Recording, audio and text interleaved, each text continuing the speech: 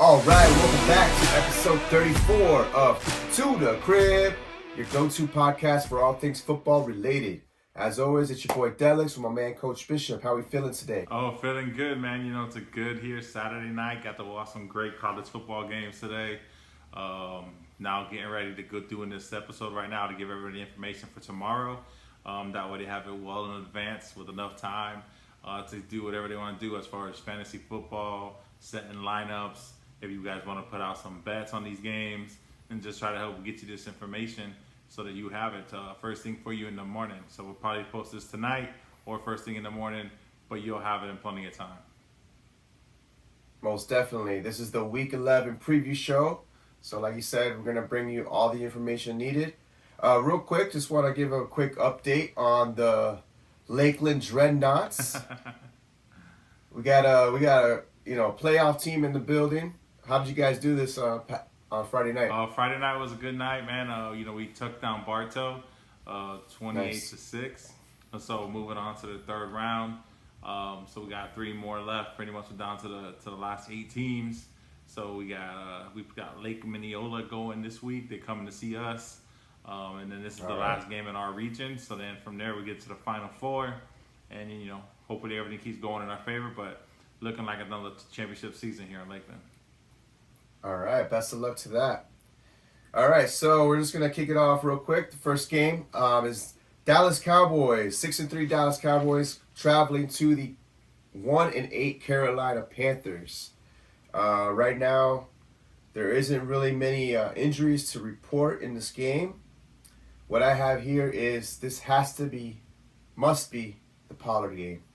How do you see this game going? I think the Dallas Cowboys definitely going to pull out a W in this game. Carolina's just, we've been saying it all season long. The only sad part for them is they don't own that first pick. Their pick is going to be going to the Chicago Bears.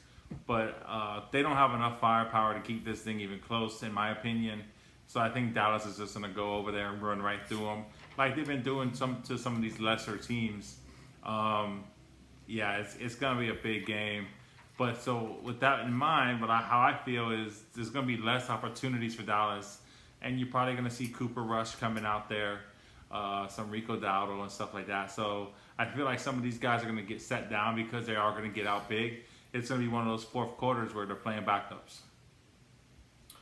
Yeah, I could definitely see that happening. It's going to be a weird game script if they come out on top really fast. But I do have to mention, Rico Dowdle did pop up yesterday on the injury report, downgraded to questionable. So something must have happened in practice.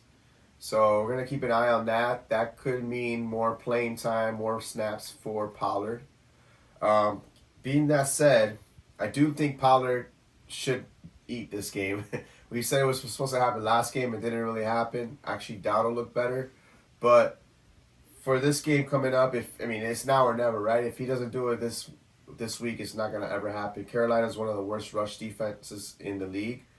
So with that said, I obviously feeling confident about Pollard, Dak, CeeDee Lamb, even Jake Ferguson.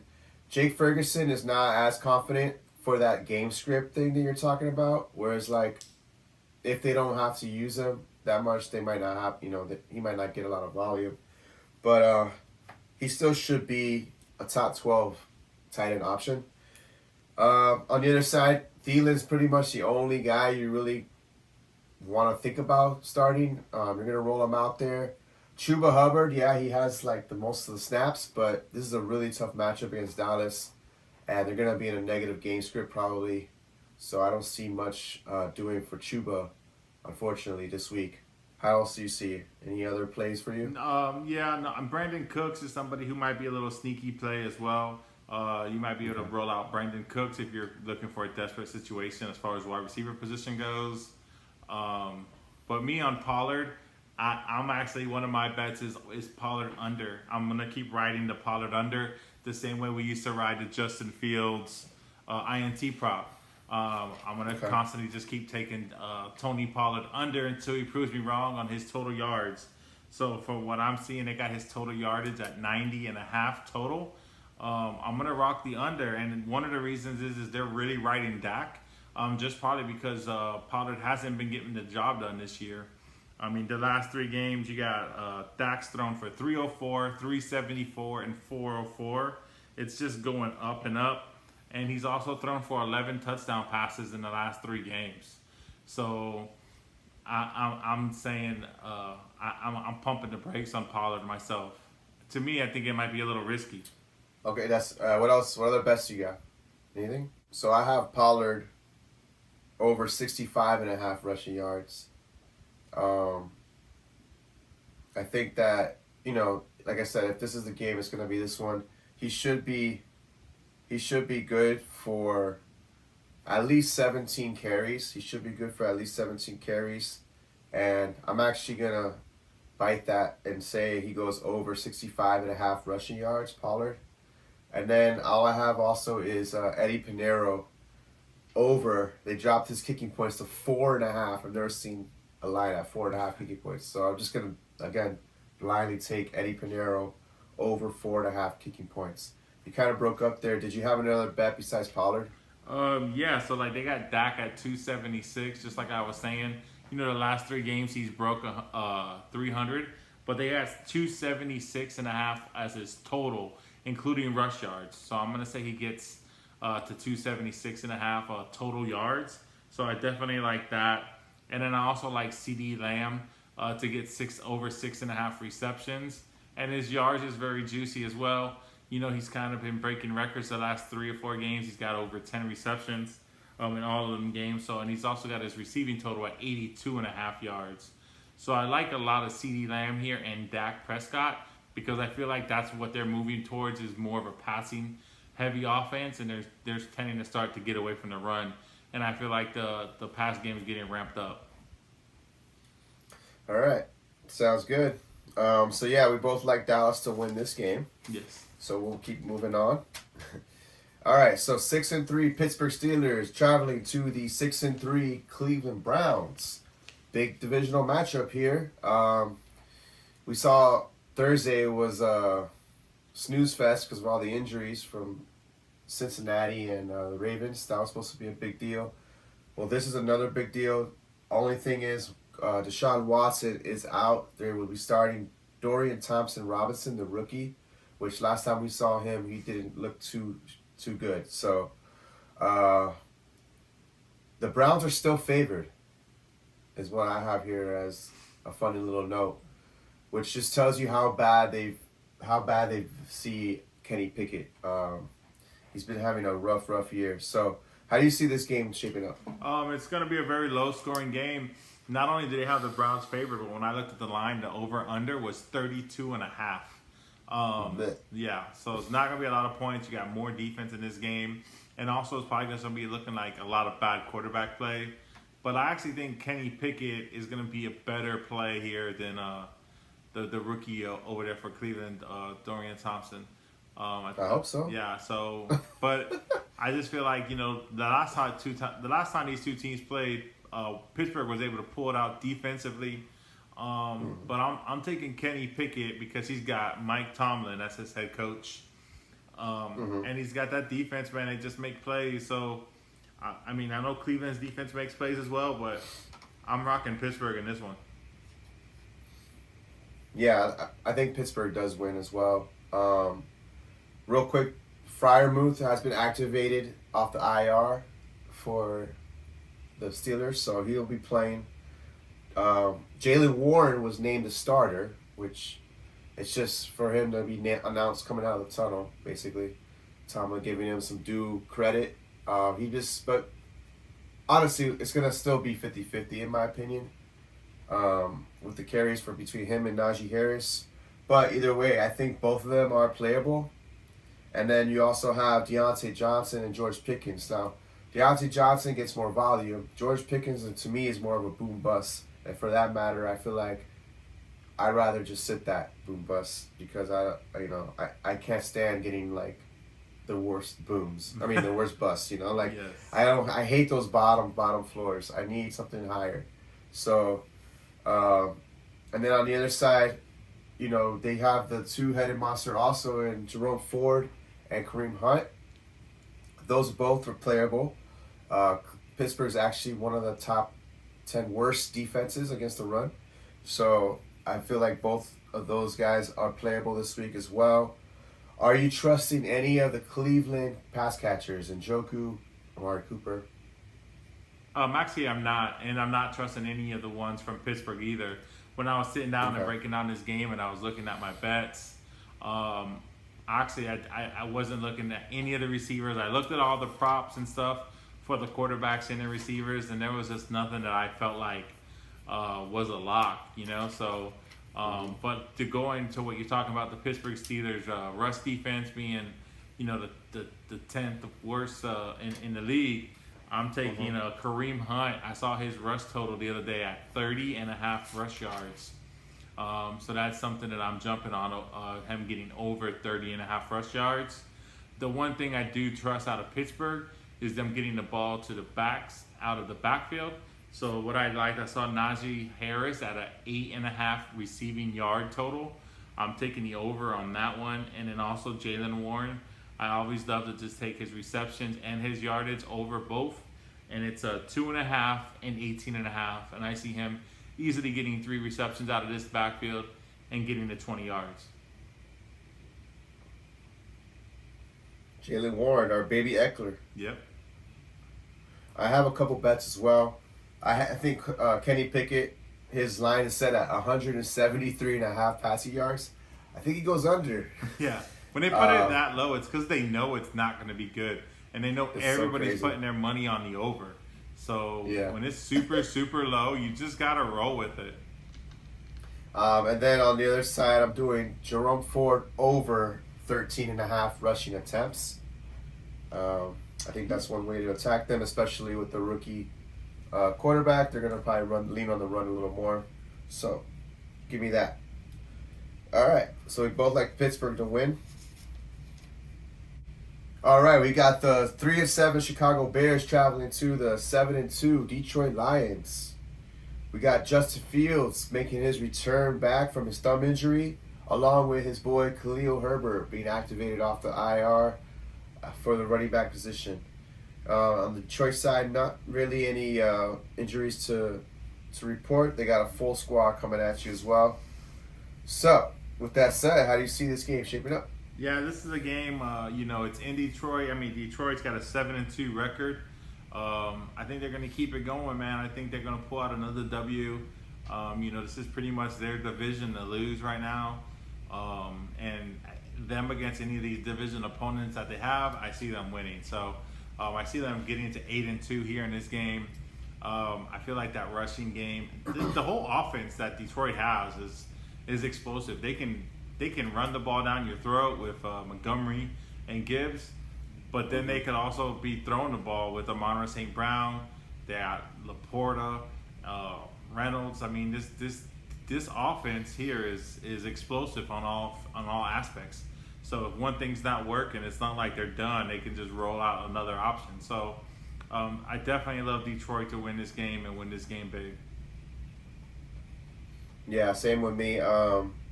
I think Detroit wins. I think, Amon-Ra set up for a monster game. This is the 3rd worst pass defense in the league. The Chicago Bears are.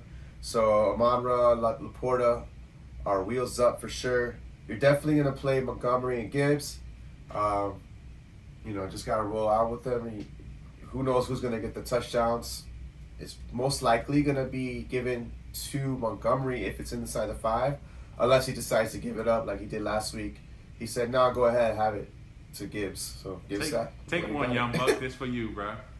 Yeah, so that was pretty cool to see. But they ended up combining for 3 touchdowns anyways. On the other side, we're going to give Fields a week, I would say. I don't know. What did you think about that? I mean, this is a tough defense to be going out against. I mean, hopefully he's fine and he can play. But he definitely needs to come out and actually ball out, man, when he does come back. They need to start making a decision on what they want to do with Fields. Is it time to write this off and just kind of look to the draft, having to, potentially having the number 1 pick here in the draft coming up? And then they're also going to have their own pick, which is also going to be another top 10 pick. and hit rebuild, even though they're kind of rebuilding right now, or trying to build something right now. But they need to decide before this season's over, is it going to be with Justin Fields, or do they need to just cut their ties and cut their losses and reset completely? Yeah, good point. I mean, so yeah, but you playing them this week or no? Oh, in fantasy, no, I'm not. Yeah. I wouldn't be playing them. Right. So what about DJ Moore, Cole Kmet? I mean, you kind of need to roll those guys out because Yeah, I would think so when too. either way, if you have DJ Moore or Komet, that's pretty much what the Bears offense is. So there's not a lot of better options out there at tight end over Komet. And DJ Moore, you're just hoping for the upside, But like you were talking about boom or bust, he's very much one of those guys because when he has a bad day, it's just a super big bust. But when he hits, he hits. So he is your ideal boom or bust. He's like the poster child for that. Yeah. For the backfield, I would say give it a week as well for any Khalil Herbert or Deontay Foreman owners. Just let this week shake out. Also, Detroit's a really, really tough run defense, so it kind of like saves you a week to kind of like figure things out, see how they distribute the ball. So yeah, we both like Detroit to win. Do you have any bets in this game? Yeah, so like you said, we're rolling out Montgomery and we're rolling out Gibbs. When I was looking at their rush totals, both of their rush totals were under 50 yards because of the 50-50 split. So they actually had Gibbs at 40.5 rush yards, and they had Montgomery at 49.5 rush yards. I think they both can get to 50 in this game. So I'm taking the over on actually both of them hitting that. All right. Yeah, mine, I have Komet over 40.5 receiving yards.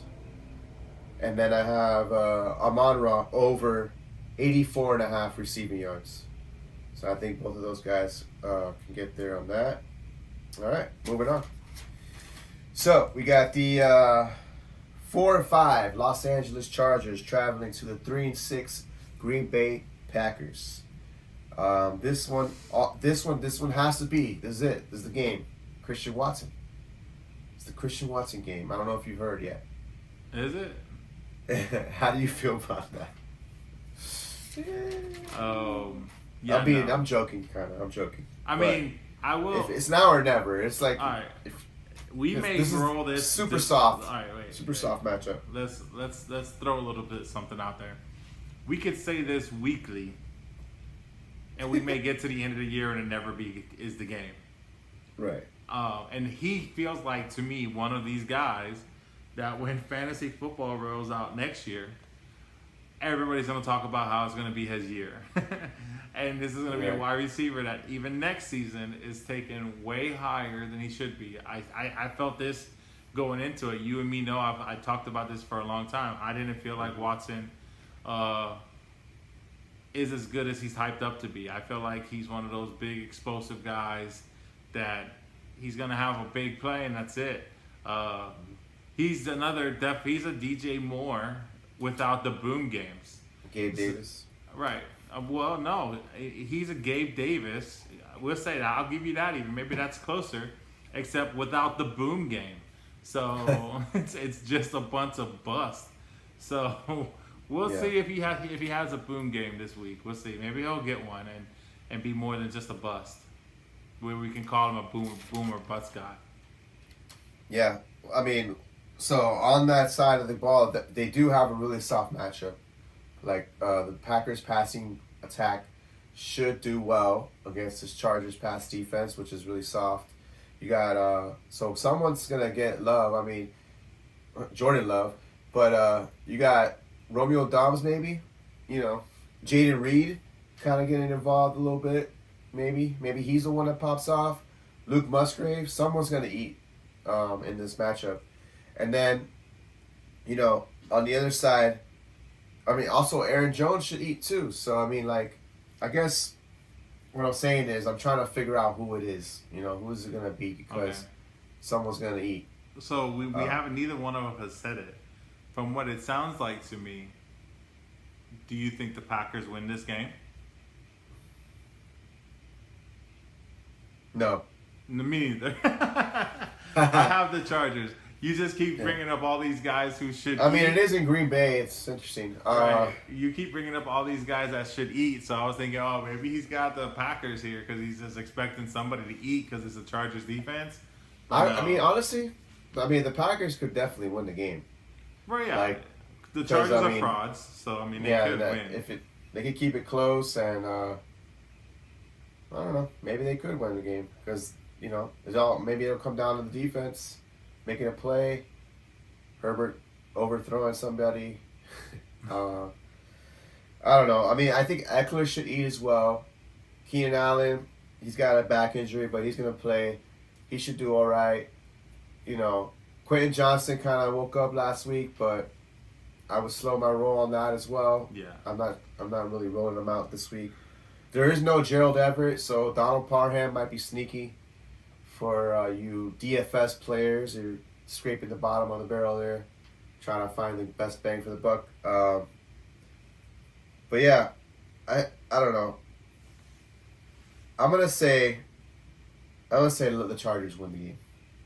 Yeah, I also say the Chargers win the game. As far as the bets on this game, I just think Justin Herbert's going to be throwing the ball. That's kind of the identity right now. So I feel like the Green Bay's be able to shut down the run a little bit.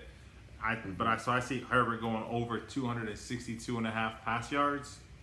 On the other side, I feel like they're going to have to try to run the ball. That's what I feel like the identity of the Packers is. They haven't really cut Jordan Love loose where he's going out throwing 40 passes in a game.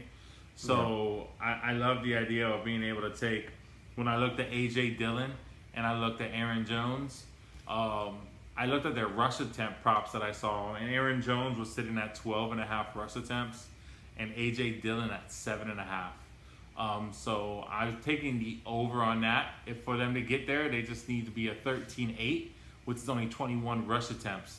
And I think there's going to be more than 21 rush attempts by this team. So I'm saying they both can easily get over their number. Okay. I have a couple bets as well. For the Chargers, I do like Austin Eckler to have over 14 rush attempts on that side. And then I like Musgrave to have over 28.5 receiving yards. That seems very light for him. And it's a soft matchup, so that should get there. All right. So Chargers. So moving on. We had the 2-8 Arizona Cardinals traveling to the 5-4 Houston Texans, our darlings. This one I wrote down has a shootout potential for this game. Kyler Murray obviously back, looked pretty good last week. Was running around like his usual self. Honestly, I think you're playing everybody on that side. You got Kyler, James Conner, Marquise Brown, Trey McBride, even Michael Wilson sneaky for someone that's desperate. And then on the Houston side, it's all about C.J. Stroud having a wonderful rookie season.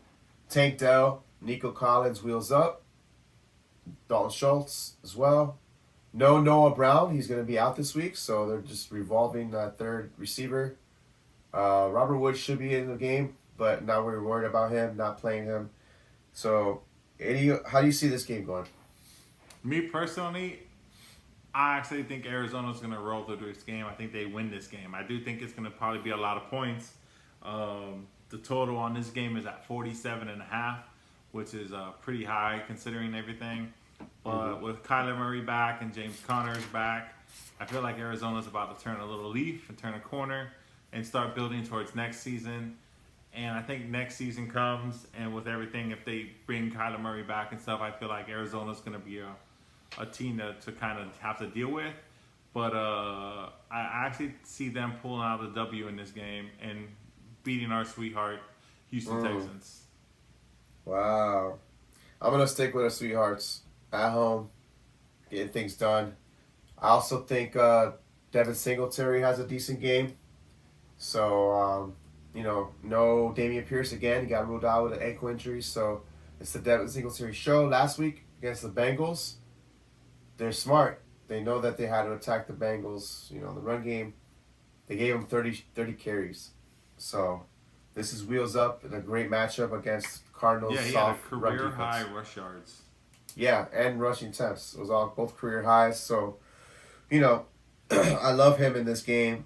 He's going to get the volume, and it's a soft matchup for him. So, I actually do think the Houston Texans win this game. I'm interested because I said, roll out everybody from Arizona, but there is a potential in my head where it's like, wait, maybe Houston kind of stifles him a little bit. But I'm just curious to see how that goes. But I do have to mention Michael Wilson. I did say he's sneaky, but he did get downgraded again with his shoulder injury. Something must have happened. So he's like a true questionable tag going in to tomorrow. All right. That was quick. Do you have any bets, though, in this game? Yeah, I like Murray to go over 238 passing yards, and then give me a James Conner over 56.5 rush yards. I like both of those. I also like C.J. Stroud going over 267.5 himself. And then I have Tank Dell over 4.5 catches and Nico over 4 catches. I like all of that. I think both of these offenses are going to be pass heavy, but Connor's also going to get his work in as well. Damn. Yeah, it's an eating game. You threw a bunch at me. I did. All right. And then I have a couple as well. I like if he plays, I like Michael Wilson over 3 receptions. And then Tank Dell, I had it at 5 receptions. So, yeah, I'm in line with you. The 4.5, 5 receptions should be a lock for him. All right. Cool. All right, moving on. We got the 3-6 Tennessee Titans traveling to the 6-3 Jacksonville Jaguars. I have here written, spoiler alert. This seems like one of those trappy games here. One of those games that Jacksonville should win, but I feel like it could be closer than people think. Obviously, divisional games, so usually are closer. So, there's not much any injuries to talk about, really, in this game. Everybody's good. Zay Jones is not playing. He also got arrested this past week for domestic battery charge. Wow, that's sad.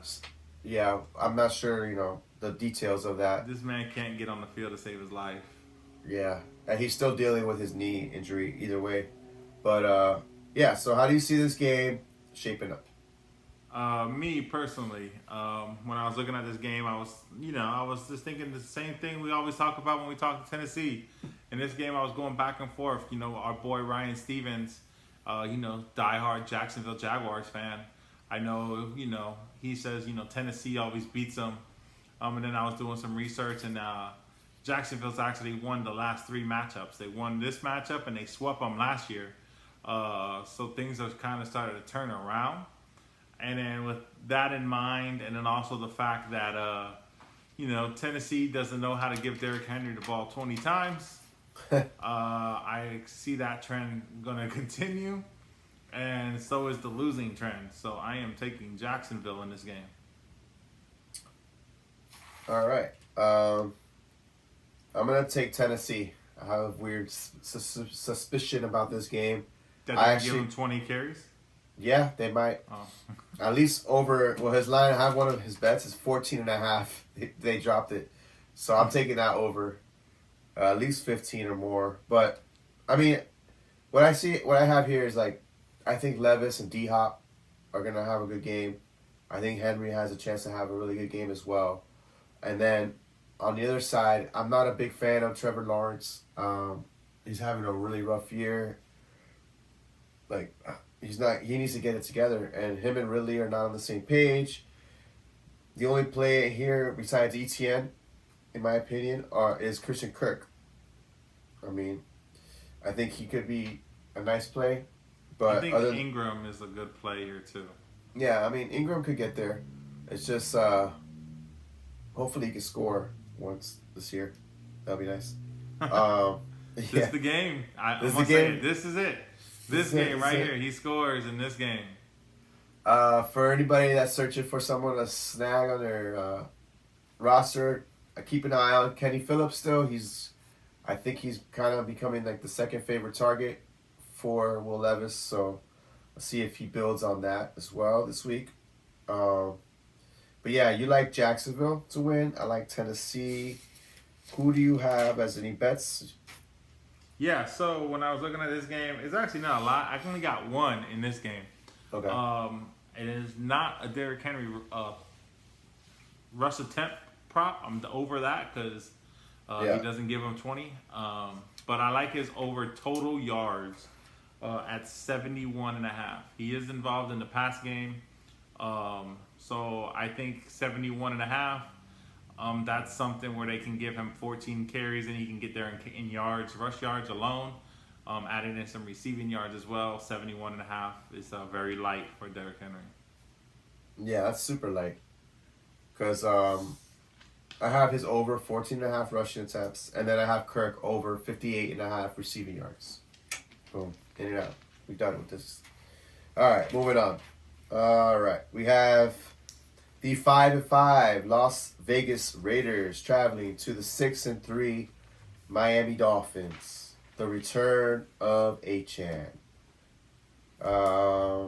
Not really any injuries to report on the game. Yeah, so how do you see this game going?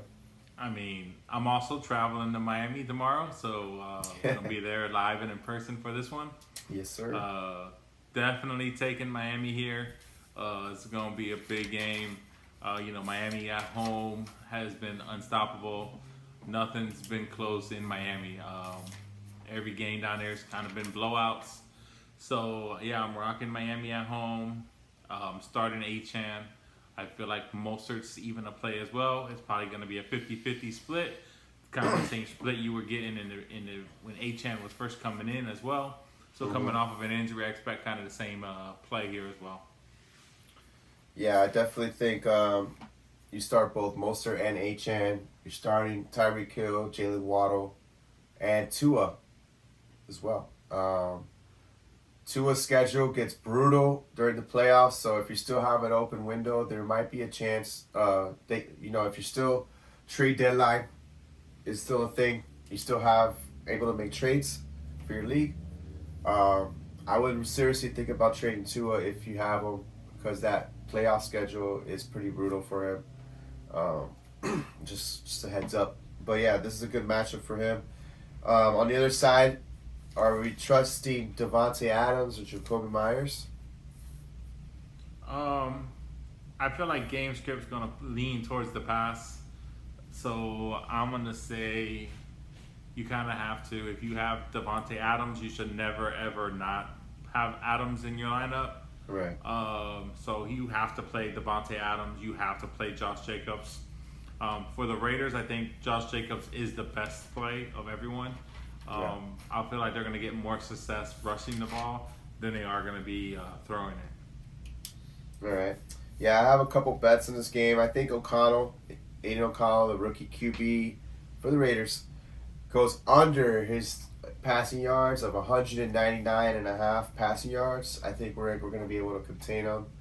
I think we're going to be able to lock down everybody, to be honest. And then I think Mostert goes over 11.5 rushing attempts. They have him at 11.5. I think he can get 12 or more carries. And I think he's going to lead the carries as well. So I think that's an easy number to hit for him. Any bets for you?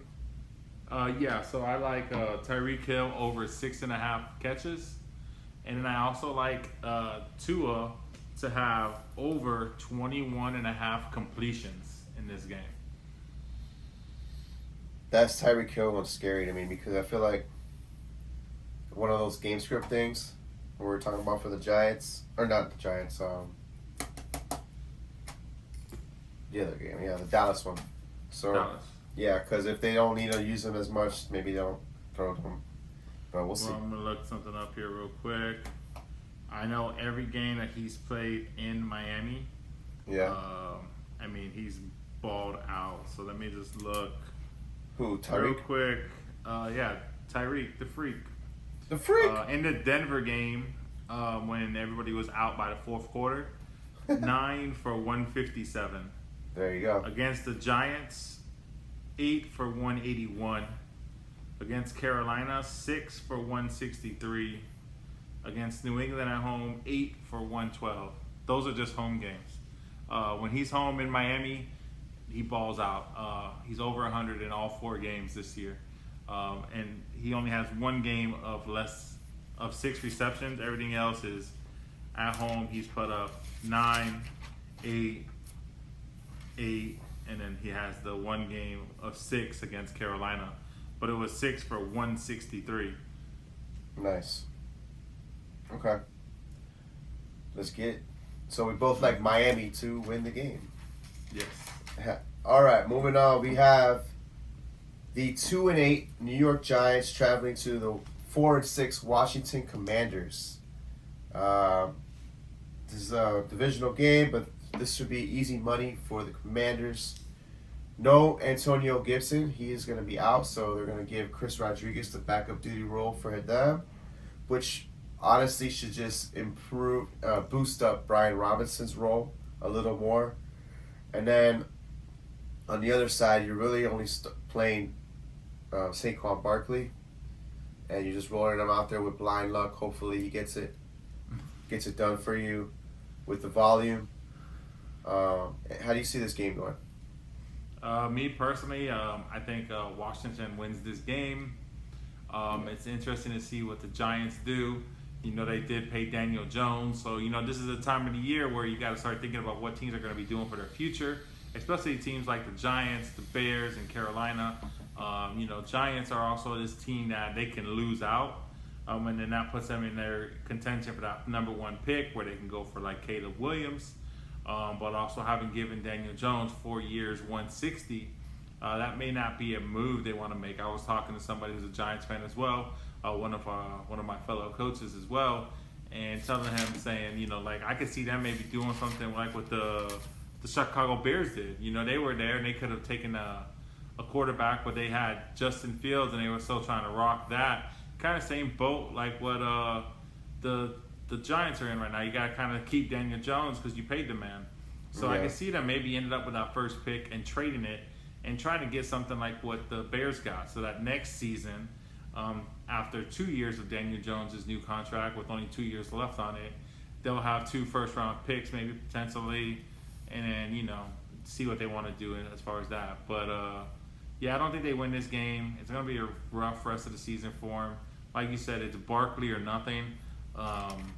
It's going to be bad. I think Washington wins this game. Mm-hmm. You know, they got Washington favored by 8.5 points. Yeah. And that's a 4-win team. A 4-6 win team is favored by 8.5 points. They're real hot right now. Well, you know, Giants are real cold. That's what's going on. So, rigor mortis cold. Yeah, I'm taking Washington here. Giants. I probably won't take the Giants the rest of the year, and I don't even care what the schedule looks like. Yeah, I feel you. Yeah, pretty much said it all. You can play Sam Howell in this game all day. He's been one of the top quarterbacks for fantasy and in real life. I think he's the leader in passing yards, if I'm not mistaken, right now. He hasn't had a bye week, but still. He's got 1 game on everybody. He's got a 300-yard bonus. Yeah. But either way, it's a very admirable performance so far by him. He's starting McLaurin, he's starting Jahan Dotson, even though he got you a goose egg last week. Don't worry about it. We got to roll him out again and see what's up, because this is an easy matchup. It's an easy matchup. They should do well. Brian Robinson show all day. Do you have any bets in this game? Yes, go on with everything you said about Sam Howell. Give me him over 34.5 pass attempts. You know, especially with Gibson out and Brian Robinson. You know, I feel like they're going to be more pass heavy when they have to go to a second RB. So I see him getting to over 34.5 pass attempts. That's the only one I have for this one. Well, yeah, sticking with Howell, I do like his over yardage, over 254.5 passing yards. And then on the other side, Daniel Bellinger seems like easy money every week. They have his line at 15.5 receiving yards. He's been a go-to target for DeVito so far. So that's an easy one to me. Over 15.5 receiving yards for Daniel Bellinger. All right. Moving on. We got the 4-5 Tampa Bay Buccaneers traveling to the 6-3 San Francisco 49ers. This one is interesting. It's a very big game for the Bucs, no doubt. Both for both teams really, but the Bucs are trying to stay strong in the conference. I think this is an upset alert for me. I think Tampa Bay could pull this off, but obviously 49ers are favored. 49ers, I guess, should win on paper, but how do you see this game going? I'm going to say that they should win on paper, and they will win on the field. Okay. Definitely taking San Francisco here. Yes, I love Tampa. I've been saying it. Baker, I feel like, is having a good season as well. Rashard White's starting to come into his own now on the ground and in the air. Mm-hmm. But, as much as I like the Bucs, I like the team, I like Evans, San Francisco's just got too much firepower, man. CMC is the real deal. Now they got Debo back. They're coming back healthy after that bye week. Had an explosive game last week. I just think they're going to keep rolling. It's at home. Tampa's got to go all the way out to California, to San Fran for this game. I'm just rocking San Francisco here. Yeah, I'm gonna take the Bucs just because I feeling giddy with it. I think Evans and Godwin are gonna have a decent game. They could get thrown on, the 49ers can. So I think that's gonna be the game plan there. Rashad White is gonna be in a tough matchup, but his volume alone, you have to roll him out there. He's gonna probably get over 80 yards just on pure volume, and then hopefully he gets a touchdown. On the other side, Tampa Bay Bucs pass defense is not the greatest either. So Ayuk and Debo and Kittle are all playable, and of course CMC is playable too. Brock Purdy, I guess you could roll him out there as one of the streaming quarterbacks. He might be, he might crack the top 12 this week. He doesn't really do a lot. They don't ask him to do a lot, like pass a lot, but he's pretty efficient. So it depends on who gets the touchdowns when they get down the red zone. But he had like three or four touchdowns last week, right? Against the Jags. So I mean, he could definitely get there for you if you're in a pinch. I see Tampa Bay just pulling out this for some reason, just with that grit, that Baker grit, going into the Bay Area, taking them down. Purdy had 3 touchdown passes and 296 yards passing last week. Boom. There you go. So a couple bets that I have, I do think Rashad White, they have his total yardage at 73.5. I think he could get over that. He averages about 40, 50 yards in the air alone. And then Brandon Ayuk, I think, is a good matchup. Over 67.5 receiving yards for Brandon Ayuk. You got anything? Yeah, so going like what you've been saying about White, like he just said 40, 50 yards in the air. He's easy for. I am a little worried about the San Fran's run defense. Mm-hmm. So when I looked at it, I saw his receiving prop at 26.5 yards. Wow, yeah. So I love that one. So Yeah, definitely jumping on the 26.5 receiving yards. Yeah, I like that. Give me Evans, like you said, you can throw on him. I feel like they're going to have to throw the ball, and his receiving prop was at 55.5 receiving yards. 555. Over on that one. 555. Yeah, all 3 5s, man. And give me CMC. I just told you, man, the dude's a baller, man. Who? 104.5. CMC. Man Taking crush. that. Yeah, man. There it is. CMC, MCM. 104.5. Over that easily. That's his total? That's his total. Yeah. Yeah, so I'm taking his total in the game. All right. So you like San Fran. I like Tampa Bay because I'm wild and crazy. All right. That's wild and crazy take right there. All right, moving on. We got the 4-5 New York Jets traveling to the 5-5 Buffalo Bills. A nice little AFC East matchup here. It's gonna be an interesting game. I have it as the battle of the Toms. Toms equals turnover machines. So the battle of the Toms between Josh Allen and Zach Wilson. Who's gonna throw less interceptions? Is the question. I think it's funny. Robert Saleh came out before the game and said one of their goals was to get Dalvin Cook more touches, which is such a weird thing to say. They did release Michael Carter, who was claimed by the Arizona Cardinals, by the way. But I don't know if that was just something to say to the media or if he's really gonna try to. It's not a. I don't know. I just don't think Dalvin Cook has it anymore. I mean, why would you not want to give it to your young, fresh stud, Breece Hall, who just looks so much faster and quicker? Just to give someone touches, like why?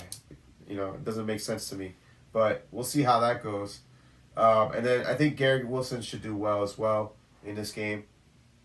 But on the other side, new OC, same old me. Let's see Let's see what happens here with the offense of the Buffalo Bills. They fired Ken Dorsey, made him the scapegoat for some reason. It wasn't even his fault. But you'll see how the offense moves now without him. Maybe they lean more into the run game because, that was one of the things Sean McDermott always wanted to do, was lean into the run game a little more. So let's see if that's what the goal is now this time around. It's going to be interesting to see. How do you see this game going? So, I know, you touched on the Ken Dorsey thing. So, we didn't really get to do a recap show. Right. But this is one thing I definitely wanted to talk about was the Buffalo Bills. And just bring up that game and the way they lost to Denver. I know you said you were going to be intolerable if Buffalo lost that game to Denver, which they actually did. Yeah. And they should not have lost that game. Right. So, I've been trying to rack my brain around the fact that you lose the game. You actually win the game. Because Denver attempts a 41-yard field goal to win it and misses. You have 12 men on the field. You have one guy in the end zone doing jumping jacks, trying to disrupt the play. And all you're doing is just bringing attention to yourself that you're back there so they can count you as the 12th person. So you're waving your arms like, yo, I'm right here. But, okay. Freaking Dorsey, I can't believe he made that guy go out there like that. Right. So then the game ends. They didn't kick the 36-yarder and make it and win the game. Right. The game's over. Yeah. And we fire Ken Dorsey, the offensive coordinator. Did anybody even talk to the special teams coach and be like, yo, how about the head coach? The fuck is going on? Like, the head coach, the special teams coach, how's he skate free on this? Like, you just cost the special teams cost that game. So yeah. You had 12 men out there on. But not only that, why do you call an all-out blitz on that play where they had the interference? Right. Like, that was horrible coverage, like a horrible scheme. Man, so this just so much. Like, and then Ken Dorsey, man, he's the one that's got to go. Poor guy. So yeah, hey, you're welcome on the Dolphins, Dorsey. Come back to Miami, baby. Yeah. We'll welcome you with open arms. Exactly. Yeah, but yes. Some of the game though. How do you think? This is interesting. I don't know who. I think the Jets have a chance to win this game. I actually do, and I'm actually picking the Jets. Okay. To win this game. That's my pick. Yeah. But for you Buffalo fans out there, Bills Mafia, I haven't really said anything, but it's about to look really, really bad here because your next 4 games, you got the Jets this week, tomorrow, and then after that, you get to go through the gauntlet. You get, in the next 3 games, in order, Philly, KC, Dallas. Bam. Good luck with that. Yes, after the Jets, that's the next 3. They could, by all means, be sitting in 4 weeks at 5-9. Woo! So yeah, I'm really interested. And they should have lost to the Giants. And they should have lost to the Giants. So they better win tomorrow. Otherwise, yeah. It's gonna look You know, bad. because if they don't win tomorrow, those next 3 games, man, though that is a brutal stretch. Yeah. As far as fantasy wise, Diggs obviously has a tough matchup, but we're gonna roll him out there. Obviously, you're not gonna bench Diggs, but obviously Gabe Davis we're sitting, right? Kincaid is a I kind of feel like you need to play Gabe this week. what? That's my advice. I would play Gabe. Okay. If I was there I and I was in a disagree. pinch, I would. What? DJ Yeah, I Reed would is look at actually him. better than Sauce Gardner in I coverage know, this year. but I just You I have have a hunch. a hunch. I have a gut feeling. All right. You know, I don't like Gabe Davis. I don't like these guys as it is, but Okay. I just think we might be sitting here looking at Gabe scores or something. You know, Diggs is kind of unhappy. You know, it's just weird, man. I feel like Gabe could get there. Okay. I like Don Kincaid as well. He's gonna be probably steady Eddie over the middle.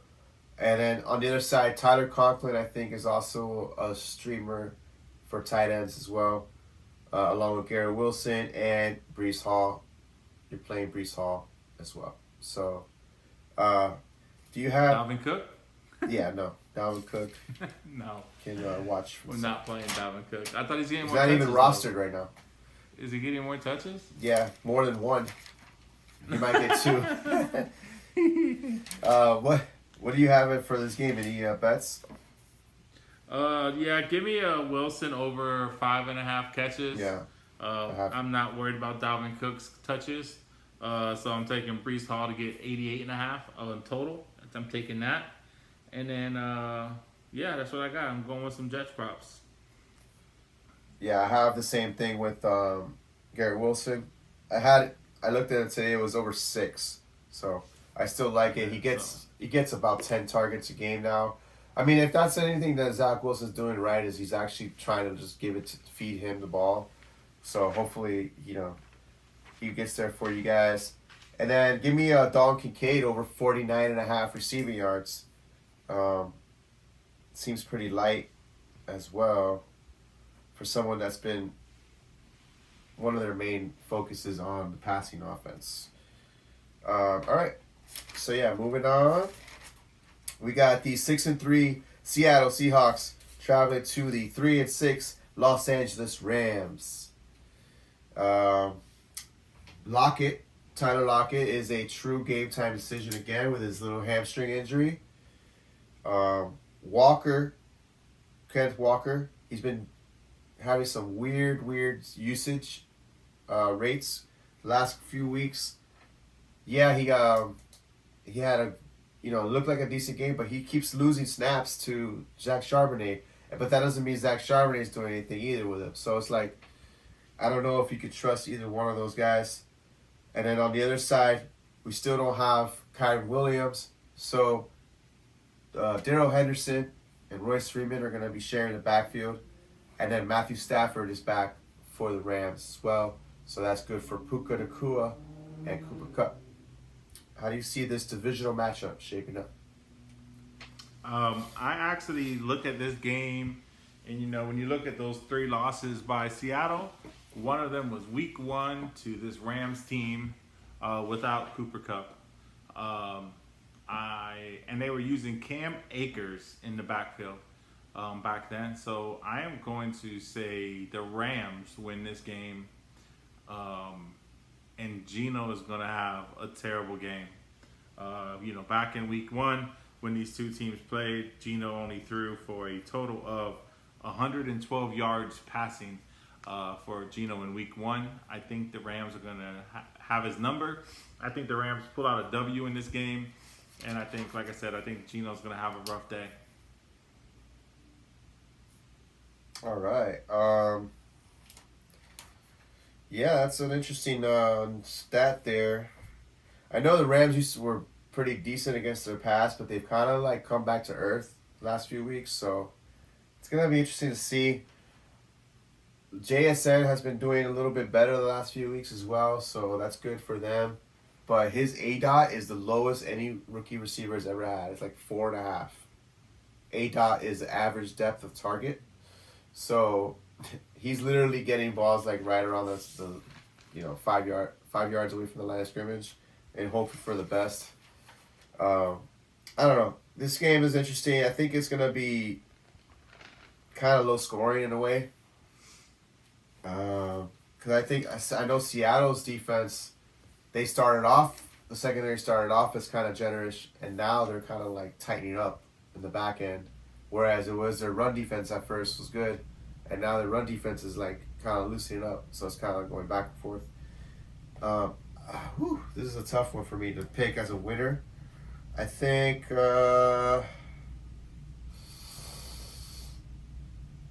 Seattle's gonna win the game.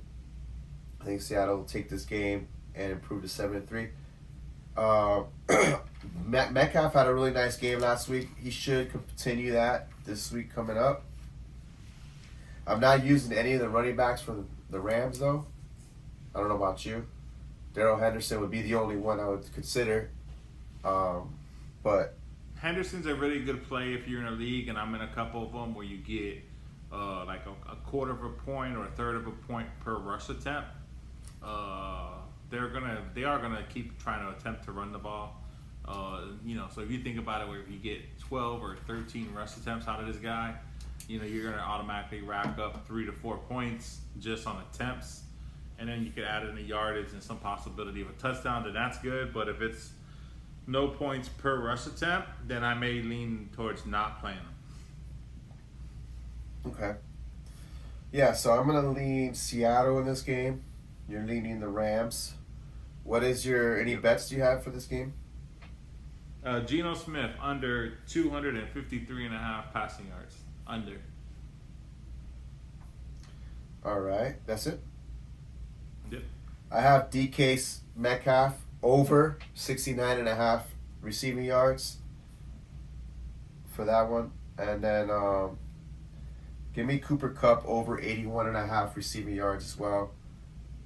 When Kupp and Stafford are playing together, Kupp averages over 105 yards a game in his career with him.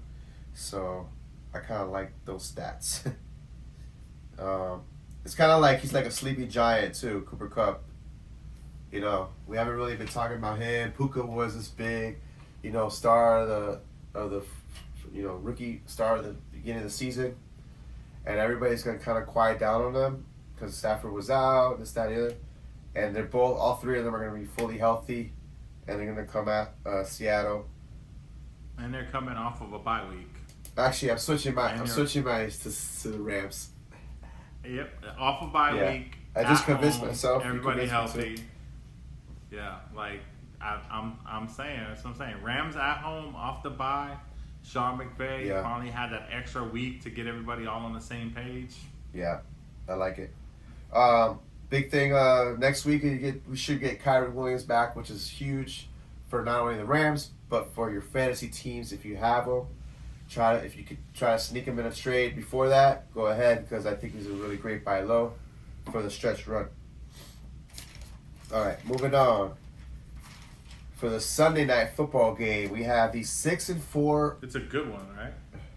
Well, I call it the Overachiever Bowl. The 6-4 Minnesota Vikings at the 4-5 Denver Broncos. Why is Denver getting so much prime time? I don't know, but Sean Payton. Yeah, Mr. Unlimited. But yeah, these two teams have been surprising people last few weeks, especially Minnesota without Kirk Cousins or Justin Jefferson, or Madison. Madison now is dealing with a concussion. He's a game time decision. He's been limited in practice, so there's a good chance that he gets cleared. But if he doesn't get cleared, it's Tyson Chandler is the backup. He is going to have full reins on that.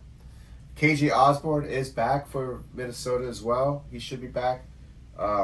He's been dealing with an injury, but it was a concussion as well. He should be back, though. But no Justin Jefferson still. They're going to keep him out another week. And then they have next week, and then they have a bye week. So it's one of those where they might I don't know. We might not get him for a while. Uh, and then on the other side, Denver, no real injuries to talk about. So how do you see this game going? I haven't really talked about it lately, but you know how I used to always say in the beginning of the year, Denver as favorites, and you're giving me points. Yeah. I'm always taking them. Yeah. So you're giving me Minnesota plus 2.5 or 3 points. Yeah. And I got Dobbs as my quarterback. Hey. I'm rolling with it, man. Hey. I'm taking Minnesota in this game. I think Minnesota wins this game outright, to be honest with you. They don't have to worry about the whole prime time and Kirk Cousins not doing good in prime time. Unfortunately, the man's out of the game. He's not playing due to his Achilles. He's trying to get some rehab advice from Aaron Rodgers.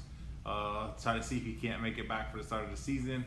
But, I'm rocking Minnesota here in this one. Minnesota. So on that side, who are you playing so you're playing Chandler? For Minnesota, Tyson Chandler. I'm playing Dobbs. If Madison's in, I'm playing Madison. If Chandler's in, I'm going to play Chandler. Whichever one of those backs is starting, I think is playable. Yeah. And then you're playing Addison as well, and you're playing Hawkinson. Hawkinson's balling out. Man. Yeah, obviously Hawks. He's definitely like the guy. So with Jefferson not in the they lineup, only have him. Okay. Huh? My bad. No, I saw his line at 55.5 receiving yards for Hawkinson. Yeah. Oh, yeah, over that. I'll be careful about Addison, though. Patrick Surtain is still one of the premier corners, and he is one of the guys that shadows people. So I wouldn't be surprised if he just locks onto Addison and just takes him out of the game, to be honest. I don't know. This is a tough one for me to pick. I like the way Denver's been playing, to be honest. They've been showing a lot of heart. Defense has totally changed around for them. They've gotten a lot better. I mean, look at it. They've stopped Kansas City and Buffalo, two high-powered offenses, so to speak. And then Denver, and then on the offensive side, Russell Wilson's playing well. He's got great chemistry with Courtland Sutton. Javonte Williams is playing really well also. So, for me, it's going to be how does Russell Wilson handle the blitz? Because Brian Flores is the highest blitzing team is Minnesota. They love to blitz. A lot of times they don't even get pressure on the blitz. So it's very inefficient blitzing. So in my opinion, I think Russell Wilson has the savviness, the veteran leadership. He's been around a lot to know how to attack these blitzes coming at him, along with Sean Payton as well. I think they're going to figure it out. I think they're going to have a sort of game plan to counter this defense and kind of do their thing, and then their defense is going to do just enough to keep them in the game so that they can win. Yeah, I think Denver wins this game at home. But yeah, with that said, what are your bets on this game? I love Dobbs over his rushing total, 29.5 rushing yards. It's at 34.5 right now. That's gone up then, because when I looked at these lines was Friday morning before. Yeah. It was Friday afternoon before I was heading over to my game over in Lakeland. So that's gone up 5 yards. I still like over 34.5. Yeah, me too. Yeah, I'm taking it. He's a runner. He's a playmaker. He makes things happen. That's why I like him to win this game, and I like his rushing total. Yeah, I also like Hawkinson over 55.5 receiving yards. And give me Russell Wilson over 203 passing yards. I think that's pretty light for him as well. Again, I love Javonte Williams in this game. So be a nice play for DFS as well. All right. So you like Minnesota. I take Denver. Moving on to the final game, the Super Bowl rematch, Monday Night Football. 8-1 Kansas City Chiefs traveling to the 7-2 Philadelphia Eagles. Not many injuries. Nope, no injuries pretty much for this game as well. I mean, obviously Goddard's out. I forgot. Yeah, Goddard is out. He's been out, but yeah. Other than that, Everybody's playing. How do you see this game shaping up? I think it is going to be the opposite of what happened in the Super Bowl. Give me the Philadelphia Eagles, and in actually a low-scoring game. Going back to the Super Bowl, the score was 38-35, 73 total points. I do not believe that's what we're going to get here on Monday Night Football. I think it's going to be a low-scoring game with the Philadelphia Eagles pulling it out. Yeah, I think the Eagles win this game as well. So as far as fantasy plays, Kansas City side, Pacheco has a super, super tough matchup. Honestly, I would sit him. It's that tough. Like, they're that serious on the run defense. I would sit him if I could find a way around it. But with that said, Kelsey is going to eat. This is one of the softest tight end matchups in the league, the Philly defense. So, and then matches with the number one tight end in the league. So that kind of like goes hand in hand. I think Kelsey has a monster game along with our boy Rashee Rice. I think he has a chance to really do well. Their slot corners, they've gone through like 4 or 5 slot corners this year. Philadelphia has. Next man up is who knows. And Rashee Rice should be able to eat. But on the other side, you're playing all the usual suspects. Jalen Hurts, DeAndre Swift, A.J. Brown, Devontae Smith. You know, just roll them out there. And then, yeah, Philly should win this game. You know, both Kansas City does have a good defense. They're a very sneaky defense. So it's not like a runaway game for us. At least in my opinion, it's not a runaway game. It's gonna be a close game. But you know, Philly should win this game like they should have won the Super Bowl. Exactly. We're not gonna give. And like they will, bearing some kind of crazy injuries, I'm still back to like my original prediction. I think they win it this year. Okay. So we're not going to give you the bets for the Monday night game. So we'll wait for a Monday post. We'll give you some bets for Monday night for that game. All right. Well, that pretty much does it for the Week 11 preview. Hopefully you stayed through it all, tuned in, got some information, learned some things you didn't know before. Tail our bets. We were over 500 last week, 23-21. It's profitable. We're going to, hopefully, these are sharper bets for you. I know for myself, I gave only one of each team, kind of. So I kind of like focus my bets to this one. So hopefully that helps out in the efficiency of it all, the winning percentage. But yeah, you got any more words to say for everybody? No, appreciate you guys. Once again, subscribe to our channel. Continue showing the support. We appreciate you guys. And like always, man, we're taking this thing to the crib. To the crib!